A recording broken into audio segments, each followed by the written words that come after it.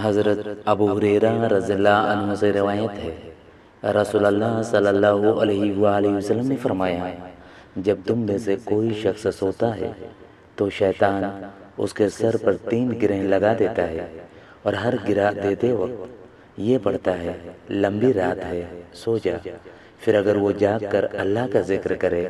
تو ایک گرہ کھل جاتی ہے، اگر وہ وضو کرے تو دوسری گرہ بھی کھل جاتی ہے، اور اگر وہ نماز شروع کر دے تو تیسری گرہ بھی کھل جاتی ہے، اور وہ خوش دل اور چست و چالاک ہو جاتا ہے، ورنہ بد دل اور سست رہتا ہے۔ حضرت عطا رحمۃ اللہ علیہ بیان کرتے ہیں، جب حضرت ابن عمر رضی اللہ عنہ مکہ میں نماز جمعہ ادا فرماتے تو تھوڑا سا آگے بڑھ کر 2 رکعتیں پڑھتے، پھر آگے بڑھ کر 4 رکعتیں پڑھتے، اور جب مدینہ میں ہوتے تو جمعہ پڑھ کر اپنے گھر تشریف لے جاتے اور 2 رکعتیں پڑھتے اور مسجد میں نہ پڑھتے۔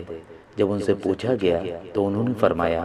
رسول اللہ صلی اللہ علیہ وآلہ وسلم ایسے ہی کیا کرتے تھے۔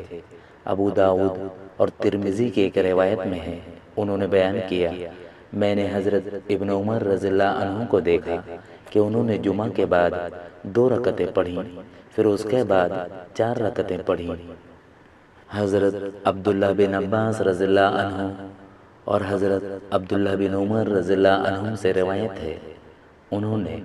نبی صلی اللہ علیہ وآلہ وسلم کو ممبر پر یہ فرماتے سنا، لوگوں کو جماعت ترک کرنے سے باز آ جانا چاہیے، ورنہ اللہ تعالیٰ ان کے دلوں پر ضرور مہر لگا دے گا،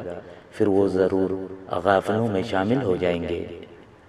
حضرت ابو الجاد زمری سے روایت ہے، اور انہیں شرف صحابیت حاصل تھا،